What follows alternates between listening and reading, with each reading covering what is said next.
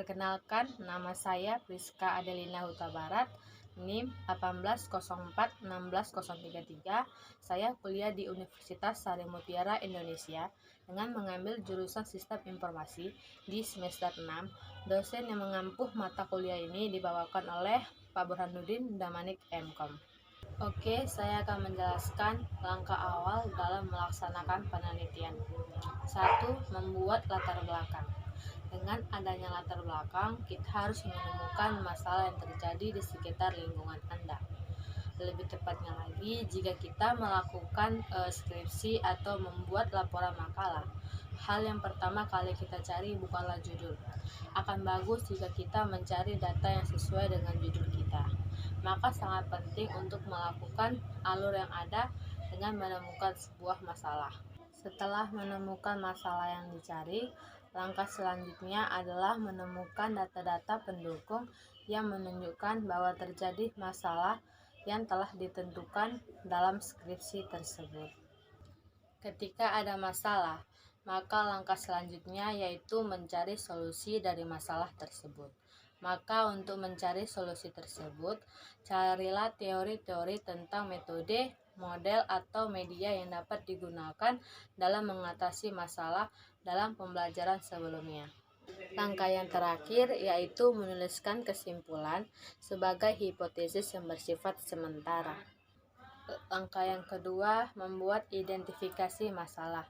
Terlebih dahulu kita harus tahu apa itu identifikasi masalah.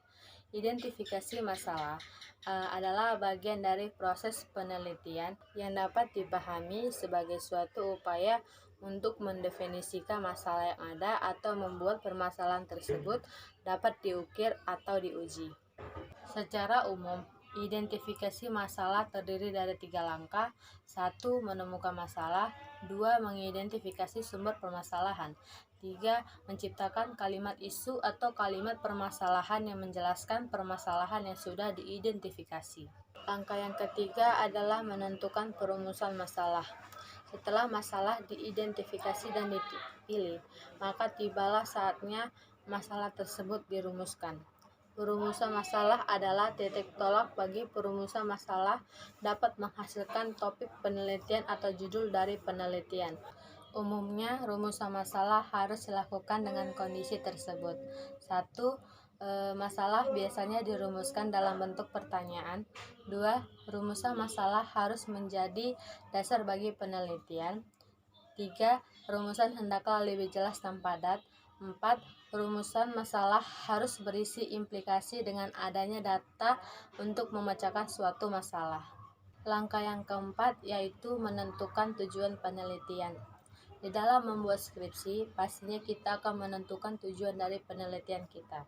Tapi kita harus tahu terlebih dahulu apa arti dari tujuan penelitian. Tujuan penelitian adalah kalimat yang menunjukkan indikasi ke arah mana tujuan dari penelitian tersebut atau data-data serta informasi apa yang akan dicapai dari penelitian itu. Untuk menentukan tujuan dari penelitian. 1. Untuk menentukan tujuan dari penelitian, kita harus kembali melihat isi rumusan masalah yang ada. 2. Mencari kata operasional yang tepat untuk menjawab rumusan masalah yang ada. Contoh kata operasional seperti mendeskripsikan, membandingkan, dan menganalisis. Langkah yang kelima, membuat manfaat dari penelitian. Manfaat penelitian menjadi salah satu hal yang penting untuk dituliskan di makalah atau laporan hasil penelitian. Karena dengan adanya manfaat laporan penelitian, kita dapat memberikan informasi yang baik bagi orang yang membaca penelitian tersebut. Langkah yang keenam, hal-hal yang dibuat dalam literatur. Literatur adalah uraian mengenai sebuah teori atau temuan yang didapat dari bahan acuan untuk dijadikan sebagai landasan kegiatan dari penelitian. Hal-hal yang dibuat dalam literatur. 1.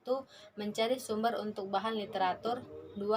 Mengevaluasi isi dari sumber-sumber yang didapat. 3. Membuat sumeri terhadap isi dari sumber tersebut. 4. Menulis literatur atau studi pustaka. 5. Evaluasi literatur atau studi pustaka yang sudah dibuat. Langkah yang ketujuh adalah metode penelitian. Pengertian metode penelitian adalah Cara ilmiah untuk mendapatkan data dengan tujuan dan kegunaan tertentu. Ada dua jenis metode penelitian. Satu, metode penelitian kualitatif dan metode penelitian kuantitatif. Metode penelitian kualitatif menurut Backdown and Taylor adalah salah satu prosedur untuk mendapatkan data-data deskriptif berupa ucapan atau tulisan dan perilaku orang-orang yang diamati. 2. Metode penelitian kuantitatif menurut Punch. Metode penelitian kuantitatif adalah penelitian empiris, di mana data adalah dalam bentuk sesuatu yang dapat dihitung. Metode penelitian memiliki ciri khas yang berhubungan dengan data numerik dan bersifat objektif. Terima kasih sudah menyaksikan video saya dari awal, pertengahan hingga akhir dengan penjelasan langkah awal dalam melaksanakan penelitian.